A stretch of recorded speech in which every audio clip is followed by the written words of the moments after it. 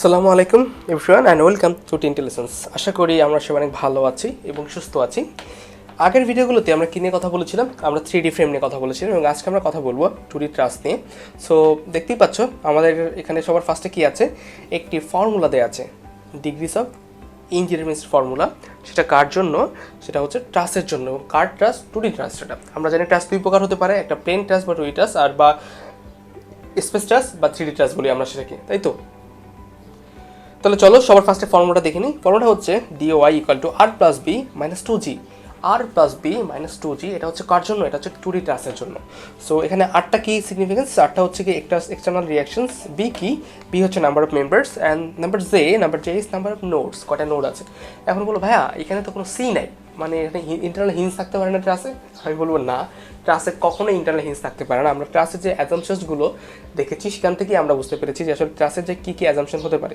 তো ট্রাসের ভিতরে কখনো কোথাও ইন্টারনাল হিঞ্জ হবে না এবং প্রত্যেকটা জয়েন্ট কী হয়, পিন কানেক্টেড হয়ে থাকে ট্রাসে সবসময়, এবং এই লোডটা কোথায় হয়? লোডটা জয়েন্টে দিতে হয়। সো দ্যাটস ওয়াই আসলে এখানে হিঞ্জের কোনো হিঞ্জ আসার কোনো সুযোগ নেই। তাহলে চলো এইটা তিনটা জিনিস যখন বুঝতে পারলাম, তাহলে এখন চলো এক্সাম্পলের দিকে যাওয়া যাক।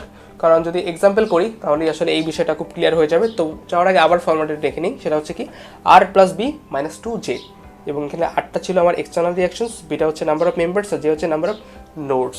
তাহলে দেখো আমাদের এক্সাম্পল 1 নিয়ে এসেছি আমরা তোমাদের জন্য। একটা ট্রাস এখানে আছে, সো এটা তোমার DOI বের করতে হবে। তো DOI বের করতে হলে সবার ফার্স্টে কী করতে হবে? R + B এর মান এবং 2J এর মান তোমার দরকার হবে। তাহলে আর কি হবে? আর এর ভ্যালু কত? আর হচ্ছে এক্সটার্নাল রিয়াকশন কয়টা আছে বলো? দুইটা আর একটা, কয়টা হলো? তিনটা রিয়াকশন হলো, তাই তো? এটা তো সবাই বুঝতে পারছি, এটা তো কোনো ঝামেলার কথা না।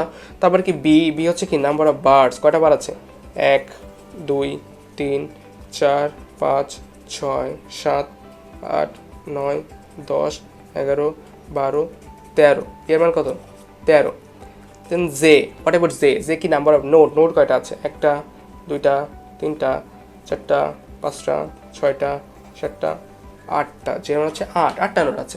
তাহলে এবার কি ফর্মুলায় বসিয়ে দাও। ফর্মুলা কি ছিল আমার? যদি আবার আমি ফর্মুলাটা তোমাদের জন্য লিখি, তাহলে DOI = R + B - কি 2J।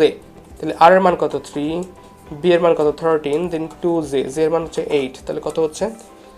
3 + 13 16, 2 × 8 16, 16 - 16 0। তার মানে কি এটা DOI 0, তার মানে এটা কি একটা ডিটারমিনেন্ট,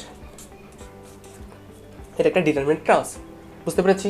আই হোপ আমরা বুঝতে পেরেছি ব্যাপারটা। তাহলে এটা যদি বুঝতে পারি তাহলে চলো আরেকটা এক্সাম্পল করি। কারণ একটা এক্সাম্পল করলে আসলে একটু প্র্যাকটিস করা দরকার না?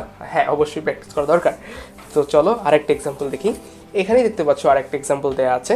সো এক্সাম্পলটাও আমার DOI বের করতে হবে। তাহলে কি সবার ফার্স্টে আর বের করবো।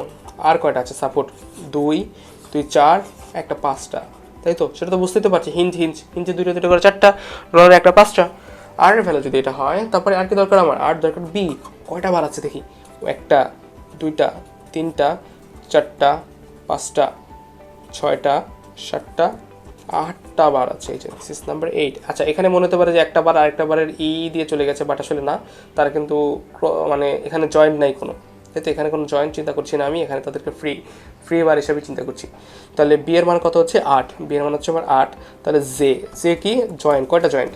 1টা 2টা 3টা 4টা 5টা। কয়টা হলো? 4 পাশে 4টা আর একটা 5টা, যে মান হচ্ছে 4, 5। তাহলে এবার কি ফর্মুলা কি DOI এর? DOI ফর্মুলা হচ্ছে R + B - 2J। দেন আর এর মান কত আমার? আর এর মান হচ্ছে 5। and what about b এর মান 8, then 2J এর মান 5। তাহলে কত হচ্ছে? 5 আর 8 13 - 10 মানে হলো 3। DOI এর মান পাচ্ছি আমি 3। তার মানে এটা কত ডিগ্রি ইনডিটারমিনেন্ট? এটা 3 ডিগ্রি ইনডিটারমিনেন্ট, তাই তো? সো আই হোপ আমরা বুঝতে পেরেছি এটা 3 ডিগ্রি ইনডিটারমিনেন্ট। সো এই দুটো এক্সাম্পল খুব সহজ ছিল। এই ট্রাসের এক্সাম্পল এরকম সহজই হয়। DOI এর ম্যাথ জাস্ট ফর্মুলাটা মনে রাখা আর একটু ধরতে পারাটা ইম্পর্টেন্ট, বাকি সব কিছু আসলে খুব ইজি। সো এই দুটো এক্সাম্পল। সো আমার বিশ্বাস তোমরা যদি আরও কিছু এক্সাম্পল প্র্যাকটিস করো, বইয়ে তোমরা বিভিন্ন বইয়ে বা বিভিন্ন PDF ফাইলে বা আমাদের ওয়েবসাইটে তোমরা বিভিন্ন এই টাইপের এক্সাম্পল পেয়ে যাবে। ওগুলো সলভ করলেই তোমরা মোটামুটি এই টপিকের মাস্টার হয়ে যেতে পারবে। সো ধন্যবাদ সবাইকে, সবাই ভালো থেকো, সুস্থ থেকো, অ্যান্ড আসসালামু আলাইকুম।